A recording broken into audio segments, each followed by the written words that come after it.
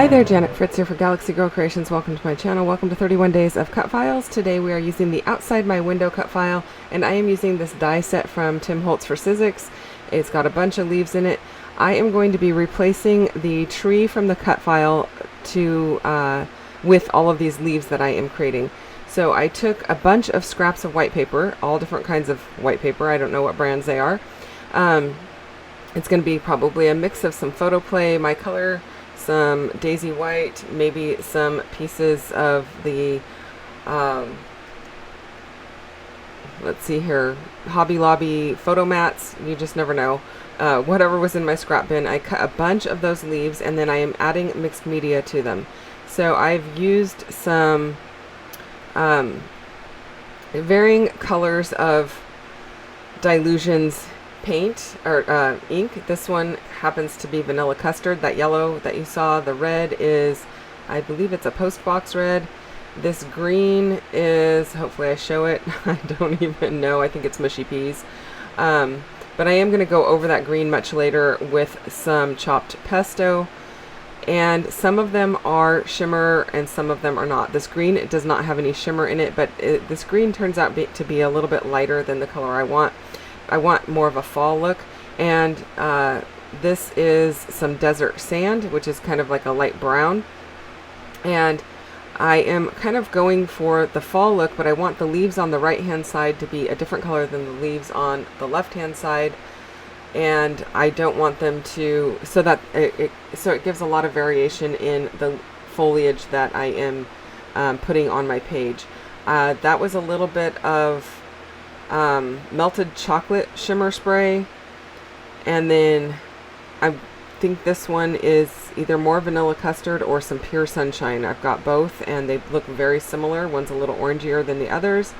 I'm starting out with the desert sand on these leaves and adding some pure sunshine, I believe, to the ones on the right hand side. I know I'm going super fast, and it's a huge list of inks that I am using today, or spray mist that I'm using today.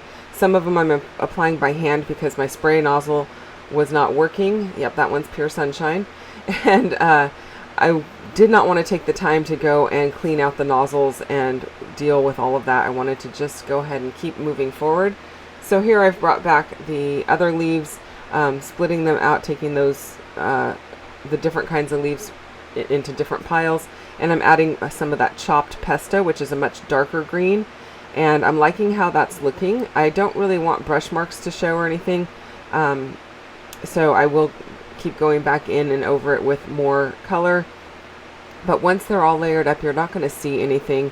Not that there's brush marks, but more of like I didn't want like a straight delineation of colors. I wanted them kind of blended. So a lot of shimmer going on in this one for a fall effect layout, and I think it's going to look really cool. I'm also going to be creating my background for this one using some golden soft gel medium, and I'm not really sure what paper I want to back my cut file, but I know I might want this one, so I cut that piece off so that I don't accidentally use it on my background and then not have it to back my cut file with.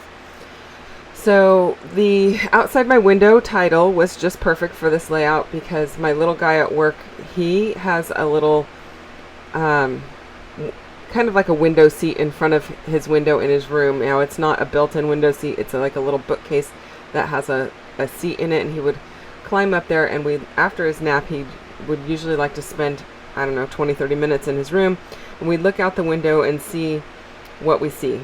Like, do we see leaves? Do we see trees? Do we see houses? Do we see the trash truck coming down the street? Do we see airplanes in the sky? What do we see? And as fall was coming and the leaves were falling, you could see the birds nested in the trees right outside his window, so he really liked that. He wanted to go and look at all the birdies.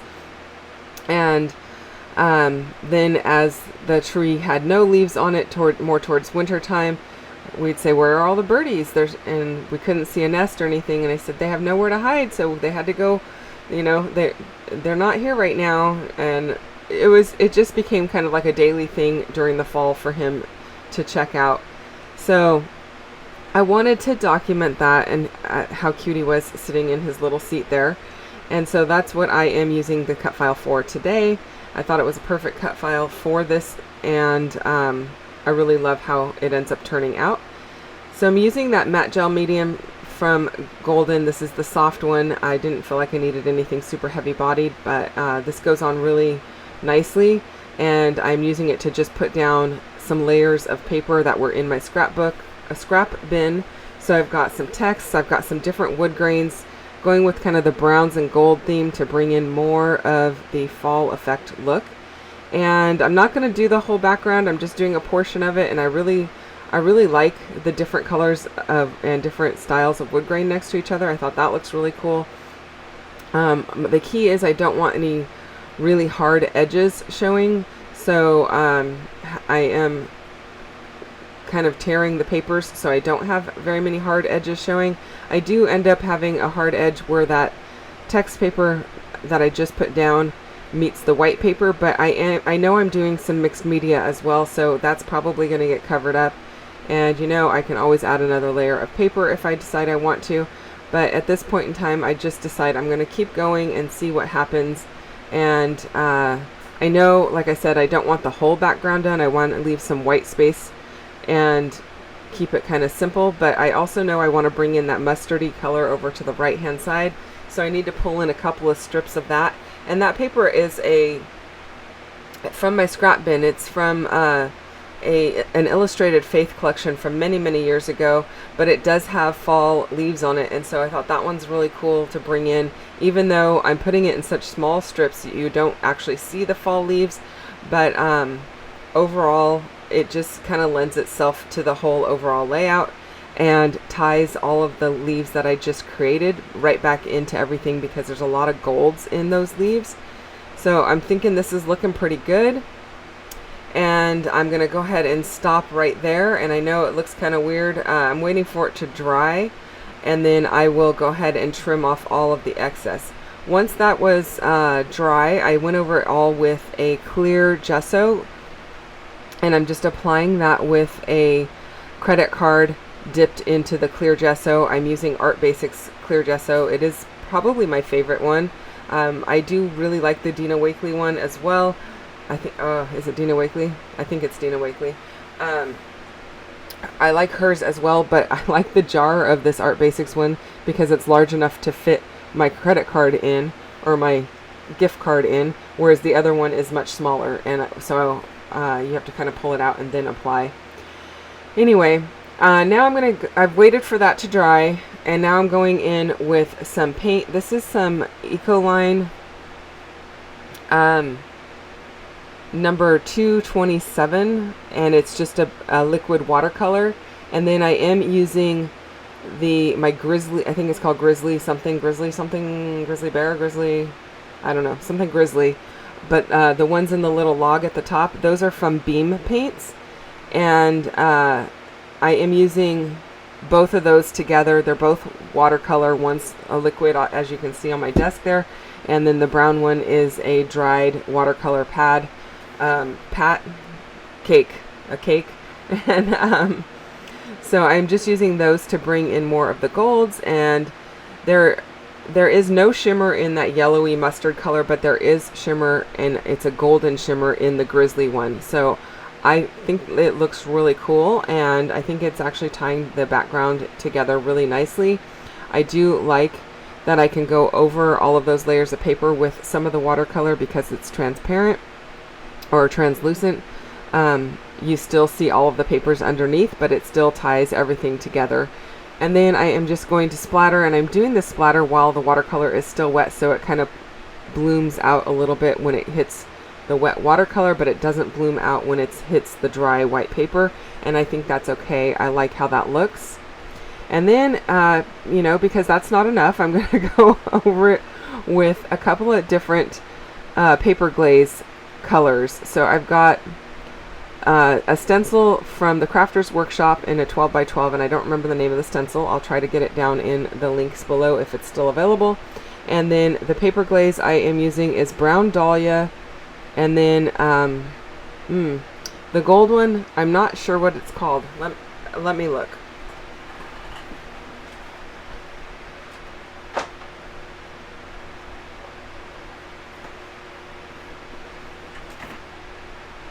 It's called Gilded Candlesticks, and it is a paper glaze velvet, which I don't believe that Picket Fence Studio is still selling these on their site, but you might be able to find them elsewhere. But this is a velvet one. It's not shiny like the brown one, and I've kind of mixed the two, not really mixed them, but I've smeared over the top of the two so they have a blend. I don't mix them like in a jar per se where they blend the two colors 100%. And I like this kind of a look. It's more random, and I like the pattern that it creates. So I waited for those to dry, which did not take long because that was one of the benefits of using paper glaze by Picket Fence Studio. They dry really quickly, but again, I don't believe they're selling them anymore. So if I find them, I will put a link down below. If not, I apologize for that. And then I'm backing my photos with, again, some wood grain that is left over from my stash bin or scrap bin. And I didn't have enough of this one color, so I'm using the center of it to matte one photo and then the outside to matte another photo. And I like how that's looking together, but I do need to use a different kind of wood grain to matte my other two photos. Now in this photo of the leaves outside the window, you're not going to be able to tell, but there is a bird nested in that tree. You can see it really easily in the photo in real life, but on camera it does not translate. Now I know my title of Outside My Window is blue, and this is the piece that when MK was doing the video that for the release of the Cutfiles, we had inked up a bunch of ours, so mine was pre-inked in blue. And I thought, well, I could use the blue because the sky in the background is blue. But once I started getting stuff on here, I knew it was probably not going to stay blue. I wasn't sure. I might have to cut another one because I wasn't sure exactly how it was going to work redoing it. And it is not actually adhered to the background. They are just kind of sitting on the top of each other. So I thought, well, let me go and try and alter it and see what happens. And if I have to cut a new one, I will. But with the knowledge of how color theory works and mixing colors, I thought, it's blue. My photograph of the leaves has a really dark kind of purpley red leaves in it. And so if I add red to it, blue and red make purple, so it might lean towards the purpley side. So let me try that. So that's what I did. I added the red, and then sure enough, it came out a darker red than what I had because it blended with the blue that was already on it, which was an oxide ink. I believe it was Stormy Sky oxide ink. And then I took a little bit of green to the ends to kind of darken it up and give it kind of that blackish purple look. And it worked out just fine. So I didn't have to go and recut anything. I was able to use the one that I already had. And if you're interested in knowing the name of the red, let me look at that as well.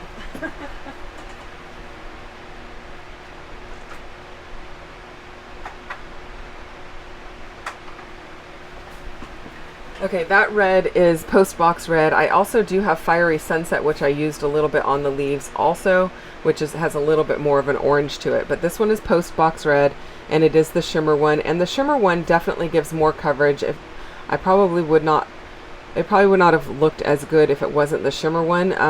The shimmer shows up on black paper, whereas the regular ones do not, and that pigment, whatever makes it shiny, if it's mica or whatever, it just holds that pigment on top of the paper. So I think that is also working to my benefit in covering up the blue of the title.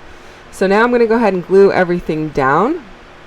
While I get to gluing, don't forget there are a bunch of people playing along with 31 Days of Cutfiles. We've had people joining us here and there throughout the month. So all of those links are in a playlist down below. You can get to that very easily, as well as any of the videos that have been released so far this month from MK and myself, in case you've missed anything.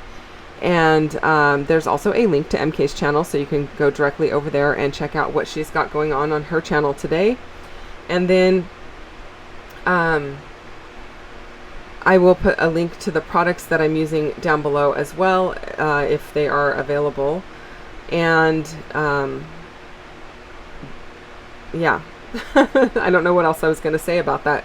So anyway, I am just using my liquid glue to adhere all of this down, and I find the liquid glue from Nuvo Deluxe Adhesive is really great over mixed media because it dries relatively quickly and it gives you a little play time to move things around. ATG does not stick great over mixed media in my opinion or in my experience, so I do like to use my Nuvo, which I use for a lot of things these days, most things. I did go to my little bin of tickets and labels, and I pulled out a brown ticket from 49 and Market and a little label that was definitely from a different project, because it was something that that yellowy fiery orange one there, that was definitely from another project that was punched or something like that, because it's got the same colors of inks that I'm using on it, but it was in my label bin. And then I pulled in a label that I can do just a little bit of writing to basically say the same thing that I've already told you about these photos, that he just really enjoyed hanging out and checking out all of the birds and anything that was going on that he could see out his window. Now I did pull in a couple of brads. I thought I was going to try and put a couple of brads in this in the cut file here to make it look like it's nailed or whatever, but I didn't really have the right kind of brads. I had these pearl ones. I don't know, they were too fancy, not boyish enough, I guess. I don't know exactly. They weren't doing it for me. So I decided to yeah, just not go with that idea. I guess I could have brought in some enamel dots to do that, but I just didn't feel like I had the right anything that worked quite right for that. So I brought in some fall brads. This one up at the top says fall. There's going to be one that has a house with a heart in it, and that's the one I'm adding right now. And then I'm going to add one more that has a little heart in it down just below the the W area of the title.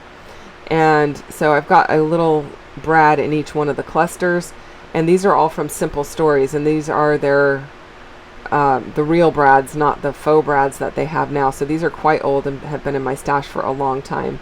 Now I decided to bring in a couple more leaves up at the top here to bring in to soften it up a little bit, and so I'm just tucking those in, and I am really liking how this came out. I hope that you do too, and if you do, hit the thumbs up button, and if you're not subscribed to my channel, I'd love for you to subscribe as well.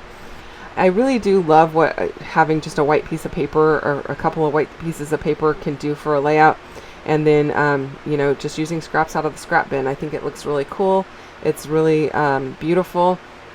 And I am just beyond happy with how it turned out. So if you have questions or comments, you can leave those down below. Thank you so much for spending time with me today. I hope that you enjoyed this one. And I will be back again tomorrow with another video for you, so come back and see me then. Thanks for watching. Bye-bye.